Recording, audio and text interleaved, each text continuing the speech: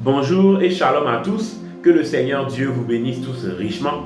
Ceci est la troisième partie d'une série de témoignages que j'ai commencé à donner un peu partout sur les réseaux. Alors, si vous n'avez pas encore suivi la première partie ou la deuxième partie, mais bien aimé, je vous encourage à aller suivre les deux premières parties.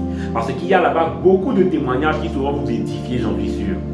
Mon frère, ma soeur, le but de cette série de témoignages, c'est de raconter un ou plusieurs témoignages, histoire d'édifier quelqu'un, de rappeler à quelqu'un que Dieu est encore puissant à notre époque, qu'il est tout aussi puissant à notre époque qu'à l'époque des Saintes Écritures. Aujourd'hui, j'aimerais raconter 5 témoignages. Je vous encourage à suivre du début à la fin, afin que vous soyez encore édifiés et que vous puissiez, n'hésitez pas à partager la vidéo, histoire d'édifier encore d'autres personnes un peu partout dans le monde. Alors, le premier témoignage concerne la guérison divine de quelqu'un qui avait un problème de maladie.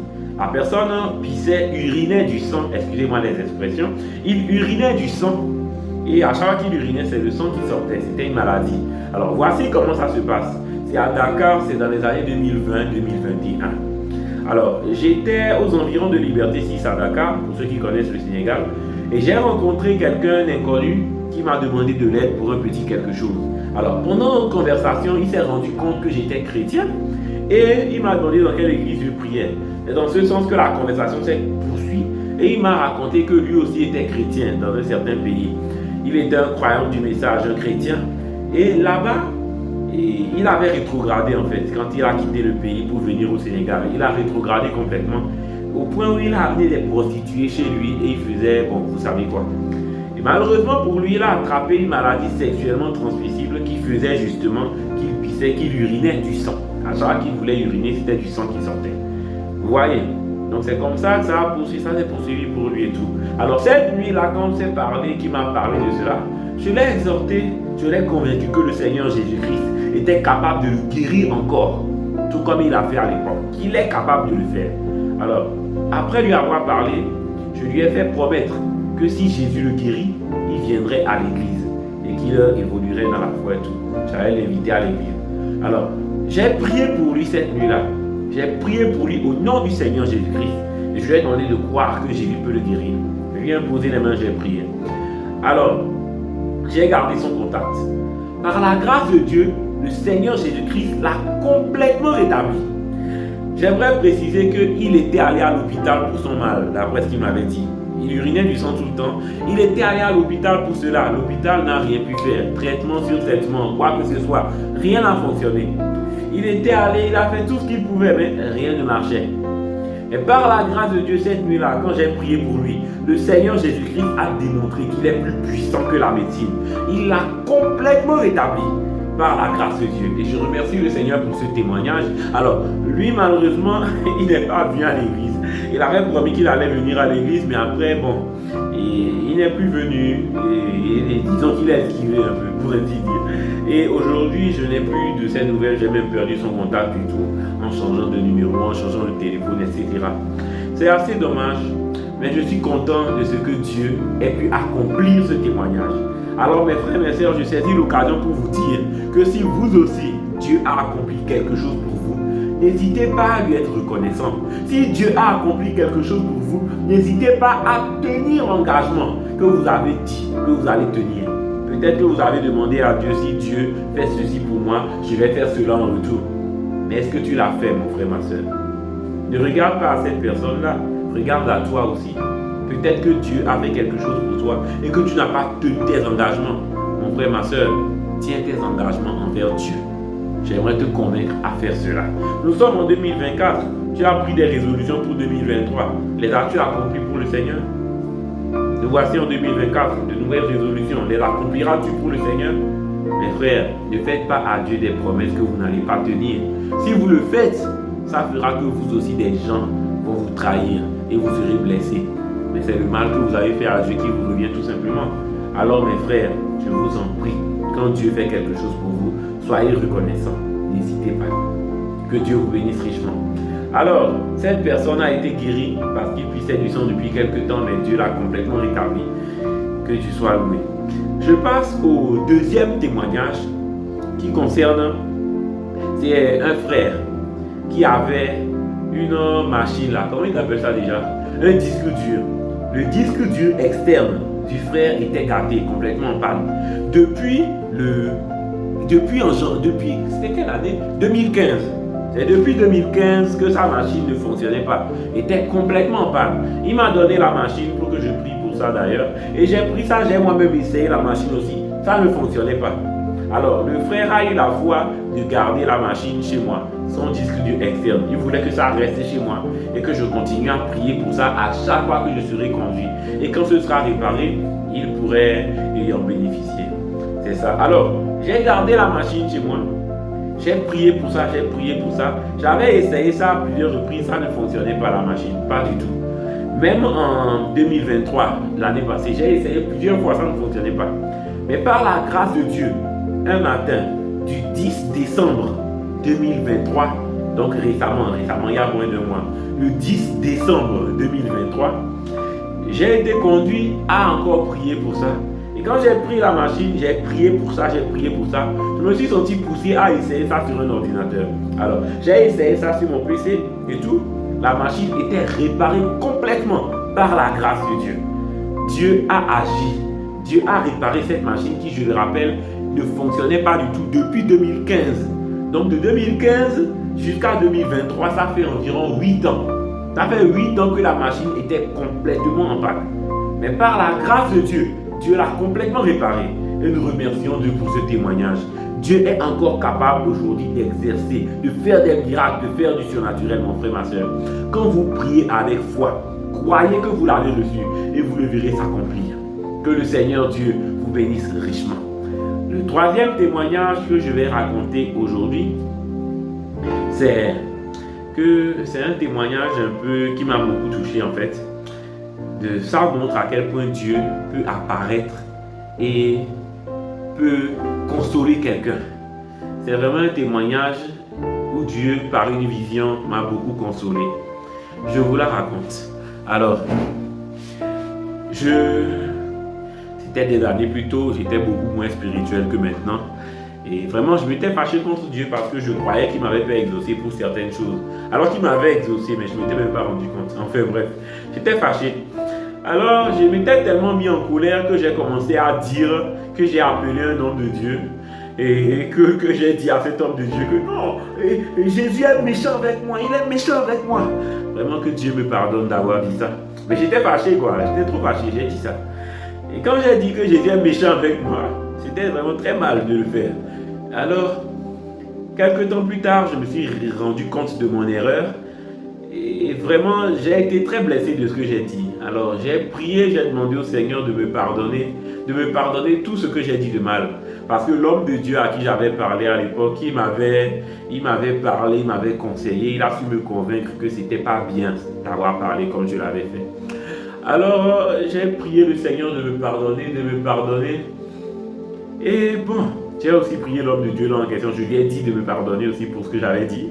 Parce que ce n'est pas bien de ma part d'appeler un homme de Dieu pour lui rendre ce genre de mauvais témoignages.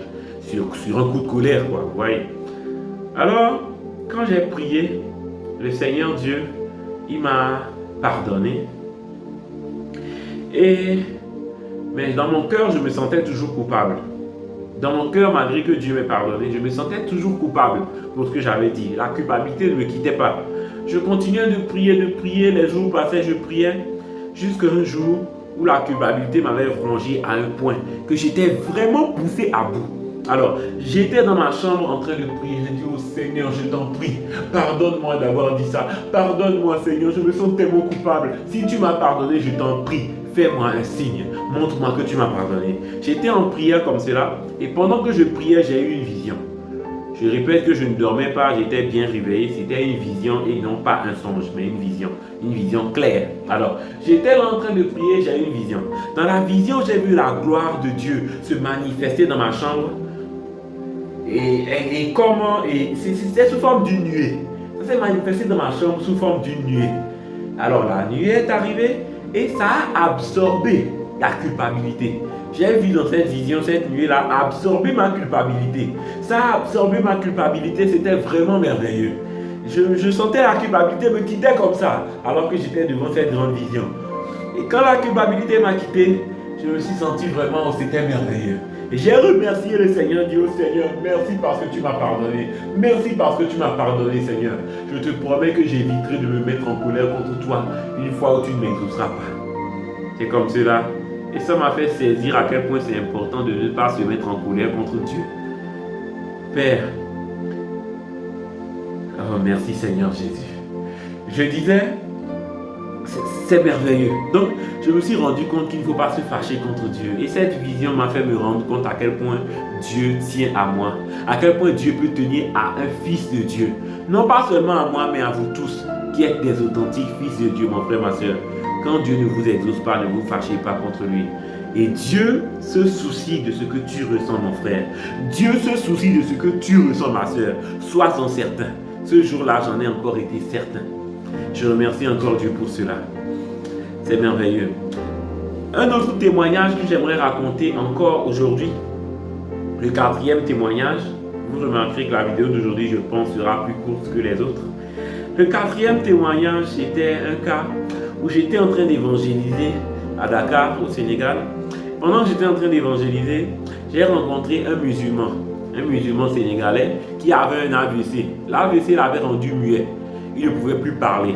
Même ses mouvements étaient très limités. Il était pratiquement paralysé. Il bougeait difficilement une main ou bien un bras, quelque chose comme ça. Il était pratiquement paralysé. C'était compliqué. Il est allé à l'hôpital. L'hôpital a tout fait. Il est allé chez les marabouts et tout ont tout fait. Mais il ne guérissait pas.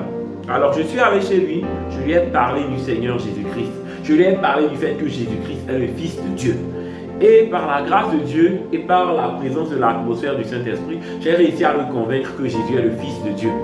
Et j'ai continué à parler avec lui, à lui parler. Je lui ai parlé du message du temps de la fin. J'ai prié avec lui au nom du Seigneur Jésus-Christ pour qu'il puisse guérir.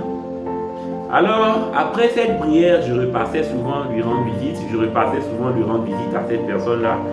Jusqu'au jour où un jour, pendant que j'étais allé lui rendre visite, je me suis senti conduit à prononcer la parole.